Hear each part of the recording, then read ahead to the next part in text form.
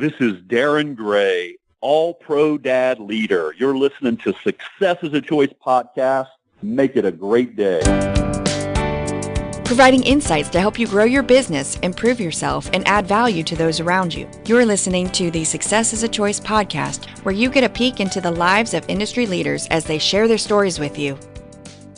Welcome to Success is a Choice podcast. I'm your host, Jamy Bechler, and I'm so excited to have today's guest on the show. Todd Gongwer wrote one of the most impactful books I've ever read. His book, Lead for God's Sake, was originally self-published and sold more than 12,000 copies, mainly through word of mouth. It was then picked up by Tyndale House Publishing and went mainstream, topping Amazon's team management books list and also Amazon's leadership books list.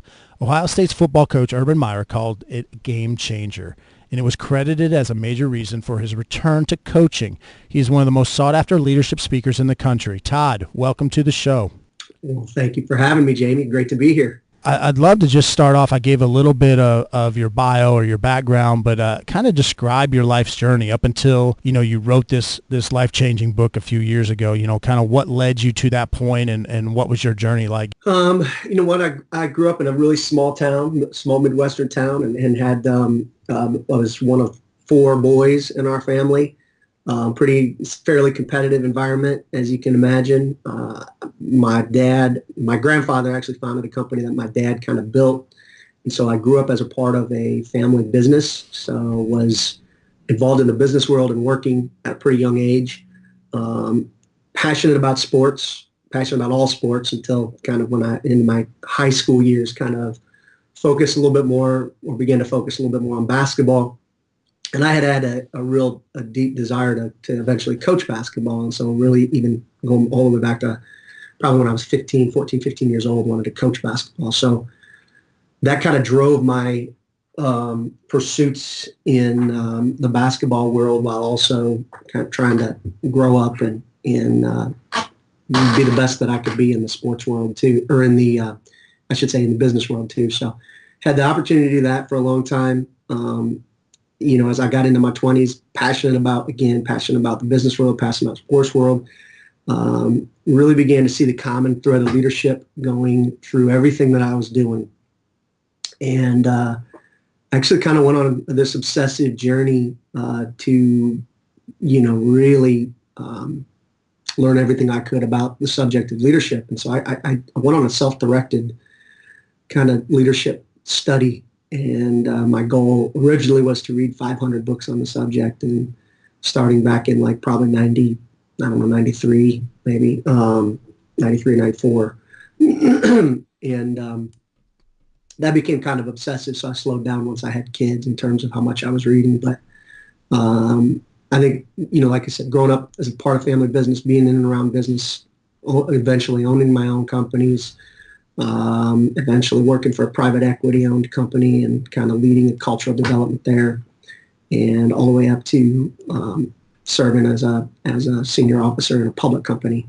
All of those experiences paralleling the opportunities I had in the sports world too, which in the early 90s was able to become an assistant college basketball coach at the NAIA level, and did that for over a decade. So all of those things kind of ran parallel in my life, and really led me to the place of eventually feeling called to write this book. So lots of sports, lots of business, and lots of leadership study, all kind of over the years that culminated with that book. Well, for the 7 people out there listening today to this podcast that haven't heard of your book or read your book yet, kind of give us a snapshot into what that book is about, Lead for God's Sake. It's written in a parable format, and which is something I never intended to do. I always intended, when I felt called to write it, I thought, sure, I was supposed to write it in just a typical leadership book fashion, step 1, step 2, step 3, or whatever. And clearly after a few weeks of struggle, I again felt a very clear call to start over with a short story. And despite the fact I didn't have any fiction experience and had really actually not ever read much fiction, that's kind of how the story, began. And when I began, it just poured out. I didn't have the plot or the characters or anything. But as I got into it, it ends up, when I describe it, it's a story about really kind of misplaced priorities and passions, and ultimately, the pursuits that we're all involved in, trying to climb the ladder of success, whatever that may be in our lives, and how, those pursuits can cause us to lose sight of the most important things in life and really, what our ultimate call is in terms of our purpose. So pursuits, passions, purpose, and really the process of opening our eyes to the blind spots in our lives, because again, it's those blind spots that take our focus off of, not just, getting an accurate picture of why we do what we do, which is a big question that's talked about a lot in the book, but ultimately why we're here on this earth, our ultimate purpose for being here, and how that's founded in relationships and the depth of relationships that it explains a lot better than I can when I'm talking. So. You said you didn't even read fiction much before writing this book, and you when you kind of changed directions and went from the normal leadership book to writing this parable, you didn't even have a plot or characters. Did you have help during this process? Was there somebody you were bouncing ideas off of, or how did you end up go from, all right, we're gonna pull this U-turn and go the parable form, but I really don't know how to write it? I had a ton of help from above. That's where, because I really, I had been researching, even the fact that I self-published it, and self-publishing is so much different today, even, it's changing every year, but even then, 7-8 years ago, I guess it is now, the research that I did, I had decided early on I wasn't even going to try to get it published, just because I knew that no matter what I wrote, at that point, I didn't have any platforms, from a small town, had a lot of coaching, sports experience, had a lot of business experience, but it still I wasn't coaching at Duke, and I wasn't, leading Coca-Cola, company or so. So, it was kind of, I tell people all the time, I never tried to get it published, not because I was afraid of rejection, but I said I didn't want to waste the time on it. So as I was researching, it was kind of like, I was studying okay, you're just going to self-publish this, so write it right. And then when I went into, I struggled for a couple of weeks and thought, man, God, did I not hear you right? Because I thought I was supposed to write this book and nothing's coming out. Start over with a short story. Well, maybe I can write just a couple paragraphs or maybe a few chapters. And so I literally thought maybe that was all it was going to be. And so I didn't have, like I said, the plot or the characters. I didn't, I never took a class on creative writing or at least that I recall, other than requirements. Now I had an effective writing class. I actually only ever got 1 D in college, and believe it or not, it was in effective writing. So there's a testament that, like I said, I had a lot of help from above on this process. So, but when I started over the short story, it was mainly, okay, lead for God's sake, said Coach Rocker as he, slammed the door and walked out of, whatever this locker room scene that just kind of appeared in my head. I didn't know what the whole story of Coach Rocker was going to be. I didn't know who Joe really was. And for those, you've read the book, so we won't do a spoiler, but it seems very cliche-ish, and yet it's different once you get into it and actually get through it. And I tell people all the time, you read 7 or 8 chapters of that book and you think, okay, I think I know where this is going. And I always tell them, well, that's good, because I didn't when I was writing it, and it came about in a really, divine way that I'm very, very thankful for, because I just, I think many times if I had tried to force write it how I wanted to write it, it never, ever ended up, impacting, I think, as it has. So it's kind of a crazy experience. Looking back on, how the book developed and how your plot and characters developed, would there be something you would do differently now that it's been out for a few years and you've been around speaking? Would you have liked to take it a different route, or is it pretty much what exactly you would have liked it to be? You know what? There are some things. There's for the business world. I wish I could have shortened it a little bit. On the other hand, like I said, the way it came out, I really believe that it came out how it was supposed to come out. And so despite the fact I was like, gosh, should I, this may be repetitive and this may take forever for him to open his eyes to this. The reality is I was getting calls and emails from coaches and people that were 3 or 4 chapters in going, oh my gosh, like this is my life. How did you know? This is really impacting me. And so I don't know what I could have or would have cut out had I had it to do over again. So as you've been out in the country, you speak to a lot of conferences, you speak to a lot of businesses that aren't Christian-based, that aren't faith-based. Have you had, has it gone, it's gone over well, I imagine, with companies, even though the title would probably give pause to some other businesses and companies that this is only a religious book. How have you been able to overcome that and get in and have a platform with these companies? Yeah, it speaks, the leadership principles when you get in there. First of all, the title, I guess one of the catches of the title is that it could be said in multiple multiple ways. And so when people see it, there's I've been saying that, I've had a coach that said that to me so many times, lead for God, or, how it is, in my opinion anyways, better said, which is as an answer to a question on why we lead. We lead for God's sake. So the title itself looks and kind of draws people into, I guess, both sides of the equation. The principles in that book, and I continuously hear this when we're out at companies and when I'm dealing with leaders or talking to leaders and from all backgrounds of life, it speaks to people no matter where they are. The biggest thing that I heard from early on, and I continue to hear, is it meets you where you are in your journey, no matter where that is. And I think that's important. If I can challenge people to think more deeply about why they're here on this earth, what their ultimate purpose is, what their relationships are with the people around them, and why they really matter, that's a good thing. Ultimately, if they continue to think about that in a much deeper way and understand the purposes of Christ as the foundation of that and why he created us in the first place and how he created us, then that's the ultimate. But I will say that, like I said, that's something that I hope people get out of it.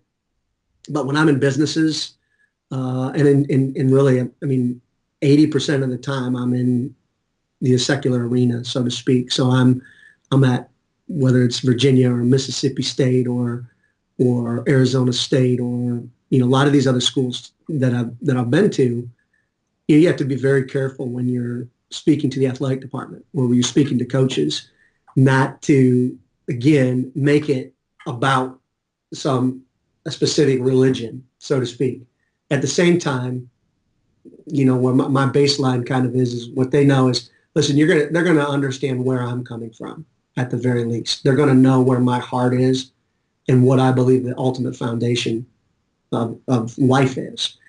At the same time, I'm going to communicate to them in a way that speaks to leadership, relationships, influence, responsibility, accountability, getting your priorities straight.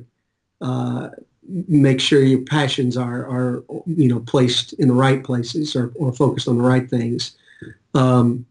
Making wise choices and understanding the character aspects of leadership and the heart of our leadership and how it develops so all of those things, they're universal, and as you and I both know, there are countless biblical principles that, they work. They've been proven for thousands of years, so people would be wise to pay more attention to them. So these are they're biblical principles, but they're principles that are meaningful to everybody. My hope is that we can impact as many as we can in as deep a way as we can, and we'll let God do the work beyond that and trust him to do it. So that's kind of my philosophy as I continue to kind of move around in those environments. So as you travel around, is there maybe one thing that's overarching that you see businesses or organizations that they kind of need the most from either a leadership or a cultural standpoint? Every culture is unique because it's simply it's made out. It's a reflection of the collective character within, and because character is different in every one of us, every culture is a little bit unique. I think people all, probably the overarching theme is we talk a lot about why, even in secular environments now, why has become very, very popular to talk about, but I still think people miss it all the time. And they overcomplicate purpose. Overcomplicate purpose and somehow try to tie it in with this, what I'm wired to do or what I'm most passionate about, I should say. And the reality is that's a really dangerous path to go down. Our passions can be very, very dangerous. A very dangerous part of our lives if not kept in check and not founded on why we're here on this earth in the first place. And so I think that's a big one. People, again, lose sight of the priorities. And I think self-awareness is another, subject. And if you read the book, tell people all the time, people love to talk about purpose and passion and influence and all these other things. But underlying all of those principles and philosophies in the book and the story and the journey, it's a book about self-awareness. It's a book about opening your eyes to the blind spot. How does that really happen? What's the process of that for most of us? And can it move beyond just going through a great pain in life that changes us versus, understanding the value of the relationships around us and actually moving to a greater motivator, which is love. Like we allow that to move us to a place of change in our lives. That's kind of the founding theme in the story. And a lot of times what I'm talking about when I'm, dealing with different crowds, different businesses is helping people understand the blind spots and how do we open our eyes to those things. We'll get back to this great interview with Todd in just a moment. If you have not yet read Todd's book, Lead for God's Sake, then I highly recommend it.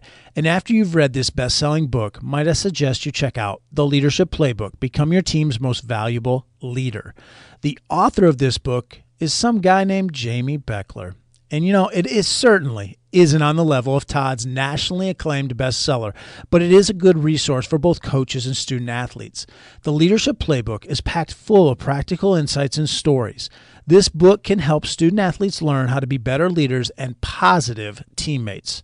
We would love to have you visit theleadershipplaybook.com to learn more about this impactful book and how you can use it to help that student athlete in your life. And now back to more insights from Todd Gongwer. What have been some of the most surreal moments or interesting experiences you've had since the book came out? Well, naturally, early on in the journey, when I, was first contacted by Urban Meyer, that was a pretty cool thing. I had a lot of respect for the guy. Knew he was, he won a couple national championships. Knew he was a success. At least as a world defined it. So, to hear from him. And then he had emailed me, and I responded to his email, had my phone number on my email. He called me within like 5 minutes. And that first conversation where I talked to him, half hour, 45 minutes was kind of crazy because that was really early in the journey. And, he was just really pouring out his heart, very genuine guy, intense guy, a deep thinker. And the dialogue was just, it was pretty awesome. So that moment, along with just even, my relationship with him over the years, spending time with him in his office and just going through a lot of the stuff that we've, talked about. There's been some pretty cool moments in that. It's interesting because I was down at Clemson maybe just a couple months ago, and I spoke to the football team, was on the sidelines for the football game, and then it was actually the night before that, I was having dinner with a head basketball coach in the area that was a friend of mine, and all these TVs were on, and it was interesting. I was watching, and I had this moment where there was John Smoltz was on, and there was another head coach playing in a bowl game, or not a bowl game, but a football game, where both head coaches had read the book, and I knew, had been impacted by it. And then announcers of that game were impacted by it. And then I knew there was a manager on a baseball team that, it's all these, I was in this, we're eating with all these TV screens on, and I'm watching, and I'm just like, wow, what a cool journey that it's been for me, that, to be honest, there's just no way that I could have orchestrated this thing and had it have the impact that it has without God doing just an amazing, amazing work with us. So those surreal moments always bring me to tears, and they really are humbling. And I say that not loosely. I think we overuse that term, but they really are, because it's just, when you really step back and think about, again, my background and, the awesome work that God has done. There's, like I said, there's been some moments like that where I'm just in awe of it and how it's happened. So that's a few of them. There's been a lot more, but those are two that jump out, I guess. Well, if somebody has read your book, or maybe read Patrick Lencioni, 5 Dysfunctions of a Team, or John Gordon's Energy Bus, or any books from those guys, and really has an interest in writing a book, a parable or a fable type book, do you have any advice for those people? Pray. That's big. I mean, that's what I'm doing now. I hope I can write another one, but I know I'm going to need help. So, and I would tell you that I think, it depends what you want to accomplish. I mean, you have to come to peace with what success is for you. And that's the most important thing. Why are you really doing it? I get a lot of calls from people that are, getting ready to write a book like that, or getting ready to write any book for that matter. And they're going, hey, what's your advice? What do you, and my true to form, my first question, well, why do you want to write it? Well, and the answer is always, I want to impact people. Of course you do. You wouldn't write a book. Nobody would write a book without wanting to, you know what I mean? That's a given. The question you have to ask yourself is, am I at peace with, what people means? Because if it's 50, am I okay with that? Because it very well may be 50. If it's 100,000, am I okay with that? Because the reality is, for most of us, it'll never be enough unless we've really, really come to peace with that. And at the same time, probably come to peace with that over and over. Because I know even in my own journey, I never expected this book to do what it's done. And I remember specifically, that coming to peace with my why before I wrote it. And it was, I wanted something my kids would have if something would ever happen to me. I wanted them to kind of know the heart of what I believed, was important in leadership. And then I had a lot of friends in business and sports that I wanted to impact. And I remember specifically, kind of praying through that and going, that's my why. So if I can get a book for my kids and the few people that I want to impact, then that's the reason I'm doing this. And then fast forward, 2 years from that point, all of a sudden, when you have an Urban Meyer and Lou Holtz and Bob Stoops and all these others that are touting this, then all of a sudden you're going, hey, why isn't this bigger? How come, it's got to be more, and all of a sudden it's like, it's never, it's never big enough. And there's nothing wrong with wanting it. I mean, you want the message out there, but I think it's important to come to peace with, why am I really doing this? And, I think that's, it's hard to stay true, to keep things in the proper perspective in the world we live in today. We're so bent on platforms and self-promotion and all this other stuff that, it's become, not just okay, but it's become like the norm. That is who we've become. And again, it's a fine line. I'm not selling, I'm not promoting an insurance company. I'm promoting what I do. And so it is me. But at the same time, how do I reconcile that and continue to walk humbly at peace with, why I'm really doing what I'm doing? And those are some of the challenges that I would probably talk to those people about more than, because the mechanics of it, I have not taken a fiction writing class since either. And so I tell people all the time, I really don't know what I'm doing and didn't know what I was doing. This story just came out. And so, I think people should do their homework probably if you really want to do it right. But at the same time, that's why I say I'm not necessarily the best one to ask for advice on something like that. Well, you wrote a pretty good book for a first time and not knowing what you're doing. And even though you got a D in effective writing class? Writing, yeah. Now, have you been asked to speak and be a guest speaker at that same class? No, that was actually at Florida Southern. Okay. So my first couple of years in college, that's where I went. So I was at Florida Southern, and I don't know how big or how much the book has circulated around. I know some coaches down there have gotten it because they've reached out to me over the years, but no, I've not been back to Florida Southern much, actually, at all. So well, that's a great story. Your worst grade in college, and then you turn out a bestseller. So well done there. Well, like I said, I got a lot of help. I had a lot of help from above. So you had mentioned, your goal was reading 500 leadership books. Was there a couple books that were so impactful to you that you maybe read them over and over again, or you would recommend people read these books? Yeah, you know what? Early on, I know Daniel Goleman's work was tremendously impacting on me, his, working with emotional intelligence, and there's been a couple others around that. So I'm trying to read everything he writes. Peter Drucker was a hero. My two heroes in life are Peter Drucker and John Wooden. And so reading everything I could about both of them, it deeply impacted me too, way back then. I think, Abraham Lincoln and a lot of leadership books on him too was impactful. The Fifth Discipline was a great book. I used to read a lot about culture, Toyota culture and stuff. I mean, you can learn a lot. Primal Leadership, Lencioni, 5 Dysfunctions of a Team, and a couple of his books. His books are good.